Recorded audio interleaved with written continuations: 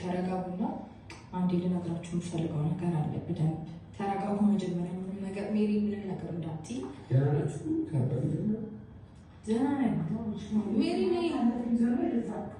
ሜሪ ምንም ችግር የለውም። ምንም አልሆነም እኮ አሁን የለም። ምንድን ነው ታዲያ? ምንም እኮ የለም። ዝም ብለሽ ነው እንጂ ማንም የለም እኮ ብዬሻለሁ። እኔ ደህና ነኝ። ቆይ እያስጨነቅሽኝ ነው። ቆይ ምንድን ነው እያስጨነቅሽኝ ያለሽ? ተረጋጉና ማለት ነው ላስረዳሽ። ቆይ ተረጋጊ።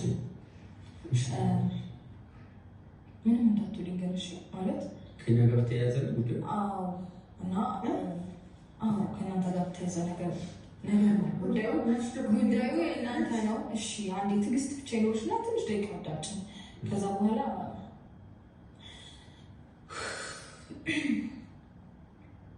ምን መሰለሽ ሜቢ ሊደብራችሁ ይችላል፣ ሊከፋችሁ ይችላል። አሁን በምነግራችሁ ነገር ደስተኛ ሆናችሁ ትችላላችሁ። ግን ደግሞ እኔ በጣም ስለጨነቀኝ የምናሳልፈው ነገር ምንም ደስተኛ እያደረገኝም ስለሆነ እየደበረኝም ስለሆነ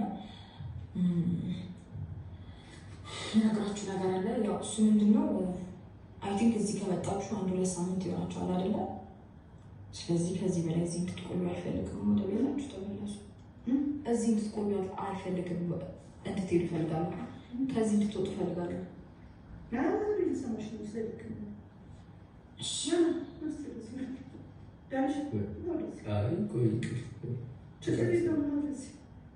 በቃ ማለት ሀሳቤ ግልጽ ነው። ይህን ነው ሌላችሁ የፈለግኩት እና ወደ ውጭ ነው እንጂ እኮ እንዲፈልገው ልክ ነው።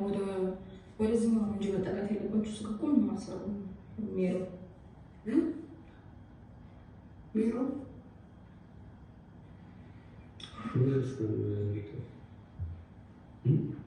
የሚያስፈራራ ሰው አለ ነው? ማነው የሚያስፈራራ? እኔን አታውቀኝም ነው። ያው እኔን አታውቀኝም ነው። ማነው የሚያስፈራራኝ? ሲጀመር ለሚያስፈራራኝ ሰው እንኳን እንደዚህ አይነት እንትን ላደርግ ታውቀኛለህ። ግን የራሴ ሀሳብ ነው። በቃ ግልጽ ነው ሀሳቤ።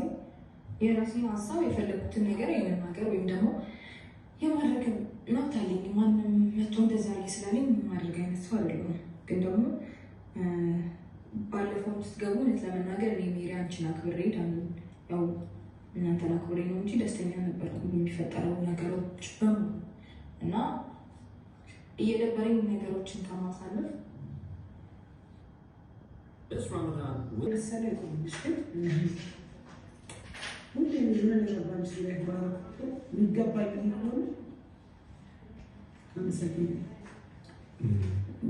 ያልተረዳሽው